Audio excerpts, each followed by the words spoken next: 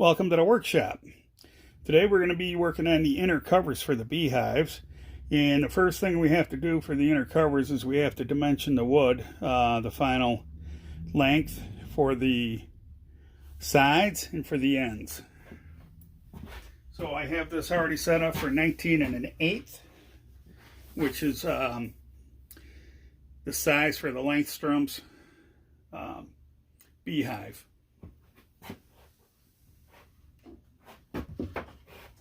What I'm going to do now is just square up the ends.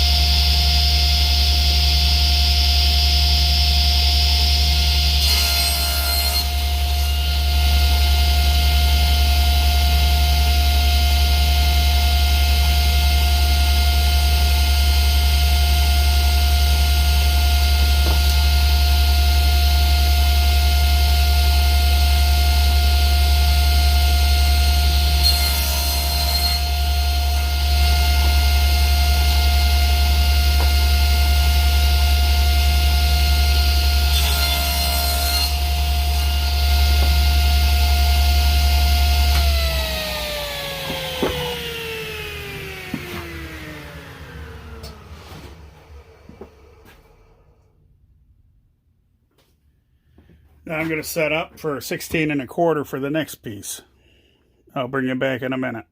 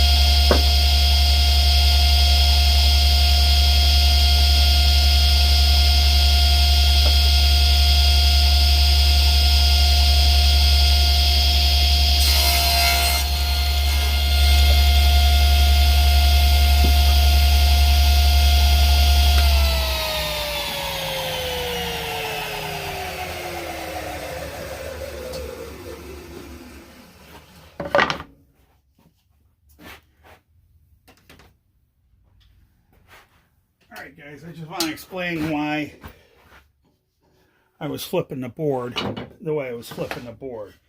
Because when I went to cut off one side, you notice I flipped it the other way. This is what's referred to as S3S, meaning this side is surfaced, this side is surfaced, this side is surfaced, this side, I hope you can see that, that's the way it came from the mill, all those little saw marks and ridges on there. Just to kind of speed up the process, that will be coming off when I go to mill the board. I should be able to get about 3 boards out of each piece that I need, because I'm going to make them about 1.25 inches. So by the time I get the saw kerf in there, I'm going to end up with a scrap piece. So I'm just going to change over and get set up, and then I'll bring you back, show you how I'm going to rip them. Alrighty, so what we're going to start doing now is I've got all the milled sides all facing that way, so when I go to get ready to start cutting, I'm going to start cutting like that. Again, these are going to be 1.25 inches wide. This is for the inner cover that we are doing tonight.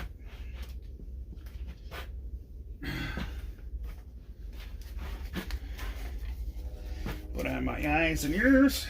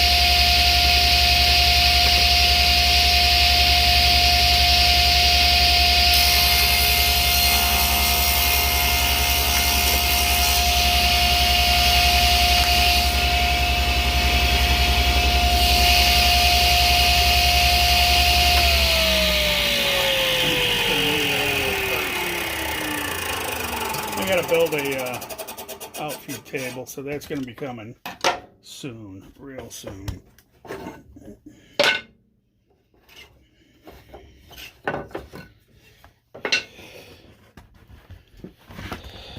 Alrighty, I'll bring you back when I get these all done. Alright, so I got some plywood I'm going to be cutting down. I'm going to cut it down to 19 1/8 wide, and then I'm going to ultimately cut it down to 15 1/2 going the other direction. So we're going to do one board here, and then I'll cut all the rest, and I'll bring you back, and we'll do the rest.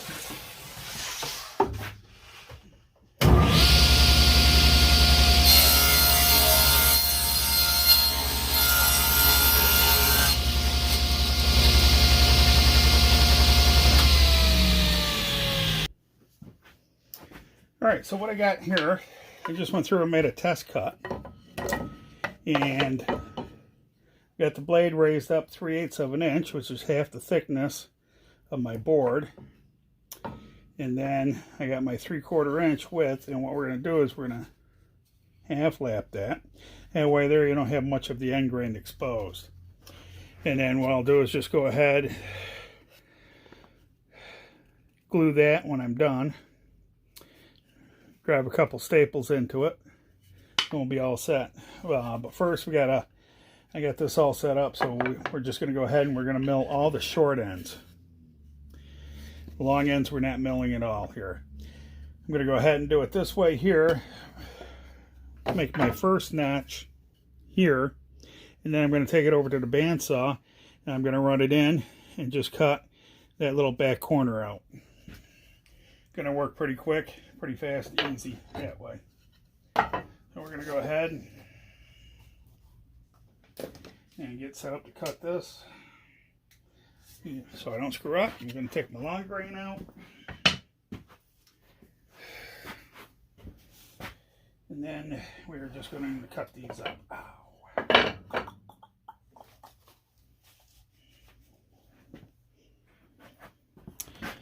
Back that up a smidgen there.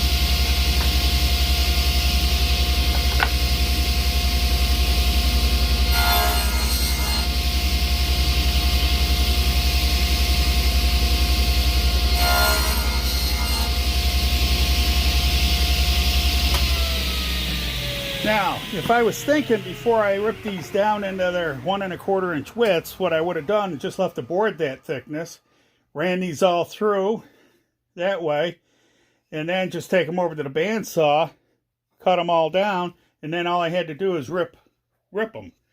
I would have had a lot less boards to do individually. That would have been more of a production job.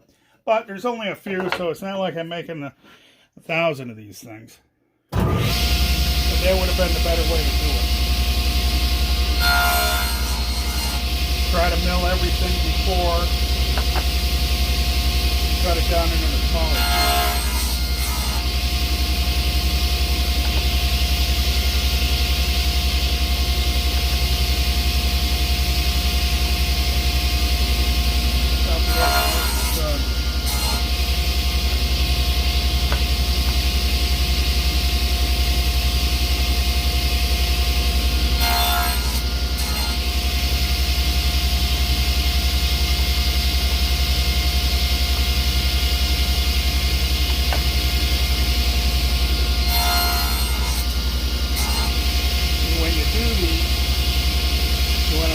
Flip it over that way so your cut's on the bottom. You don't want to cut one side and then cut the opposite side.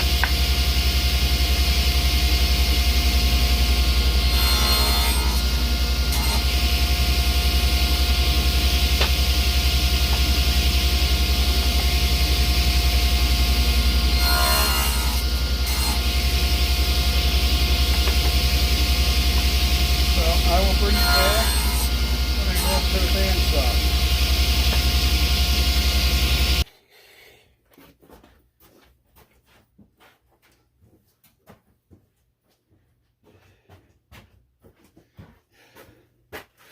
Okay, so we're over here at the bandsaw. What I did is I set it up to cut this way here so that I can see it a little bit better.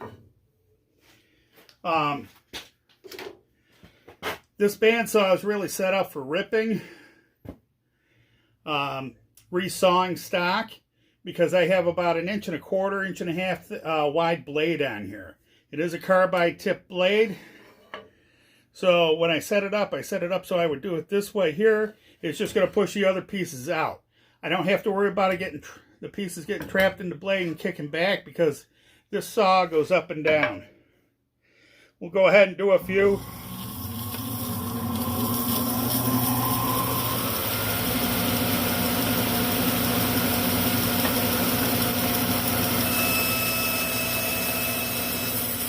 And again, we're going to flip end to end. So we're doing the same side all the time.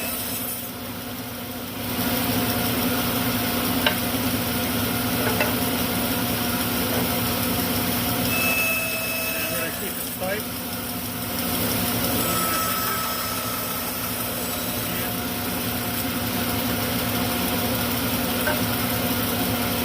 This is the quick and easy way to do it.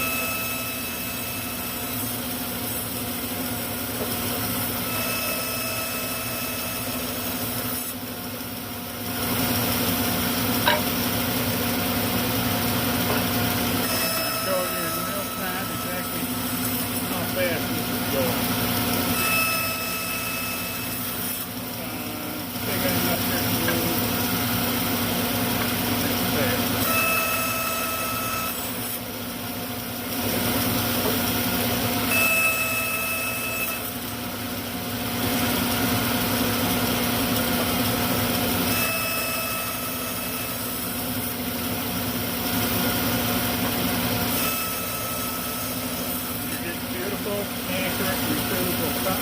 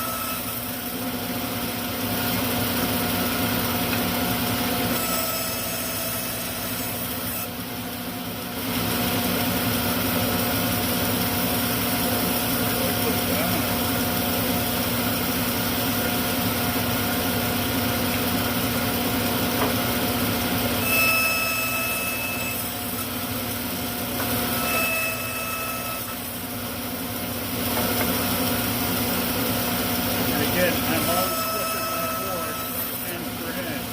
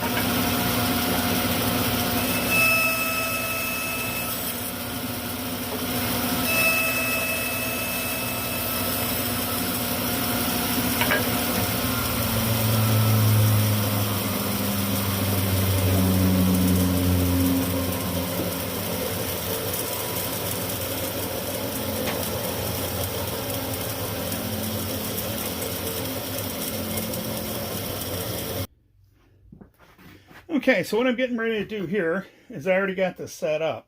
I'm going to be running, grab a pencil here. I'm going to be running a groove.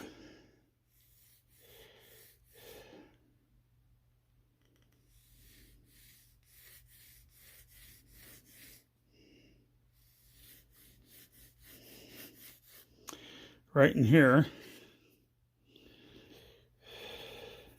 That area there, I'm going to be running about a 3/16 of an inch groove. That's what my plywood is at. So I want these covers to be snug in here to help give it a little more strength. And also when I go to glue, it's going to help to bind and support the lid itself. So the best way to do this is I already set this up to a 1/4 inch clearance between the fence and the inside part of the blade closest towards the fence. So it's going to be cutting that line right there. And then what I'll do is I'll run all these through there. I'm going to run the short pieces and the long pieces, the 16-inch pieces and the 19-inch pieces. And I'm going to be doing that the same way. Once I get them all run, I'm going to move that fence over a little bit, run another groove down through, and then I'll run a third groove down, probably a third groove down through, and that will give me this my 3/16 of an inch. Why it's going to take me a couple of passes is because I run a narrow kerf blade. So we'll go ahead and we'll run a few of these to show you what I'm talking about here, and we'll go from there.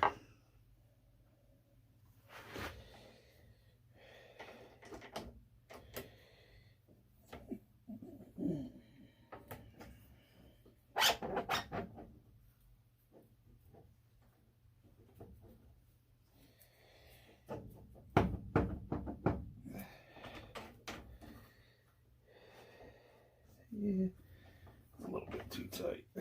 All right. So let me get some glasses and some ears on, and we will go ahead, if I can figure out what I did with them.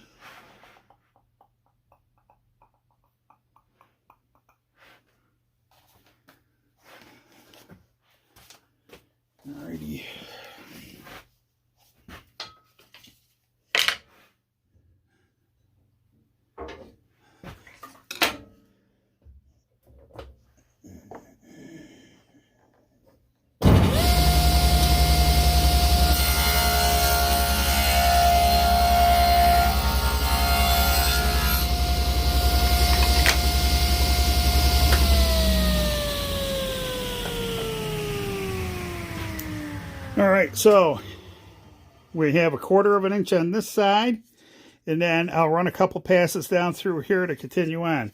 This is 3/8 of an inch deep. So that's going to be the same that we cut the smaller, shorter pieces on. The same depth. I'll show you that when we get them done. I'll bring you back when I get all these run. All right, going to give you a final update for the night, and we'll come back tomorrow and do the rest. So this is what this is looking like here.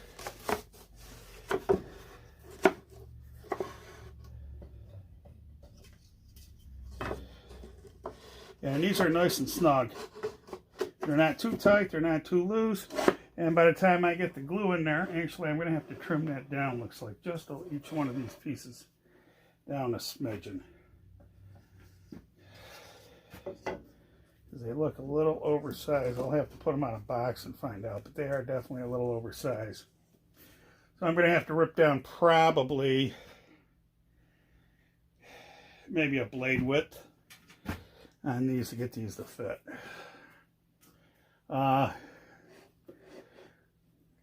So anyways, we still got to drill the oblong hole here in the center, the beescape.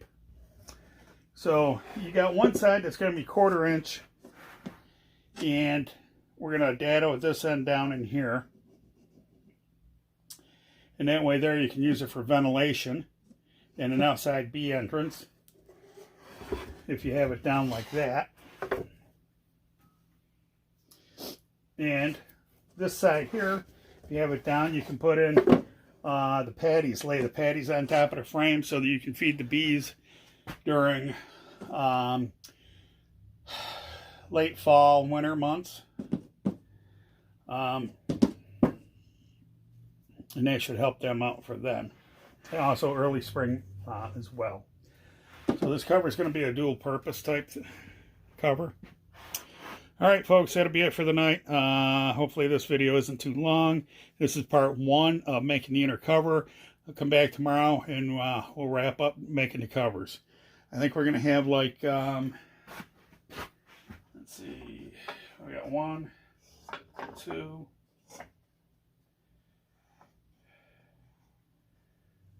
4, 5, 6, 7, 8. We're going to make 8 covers. We're going to be able to make 8 covers with what we milled up today. Going quick. Alrighty, have a good night, folks. Village Homestead out.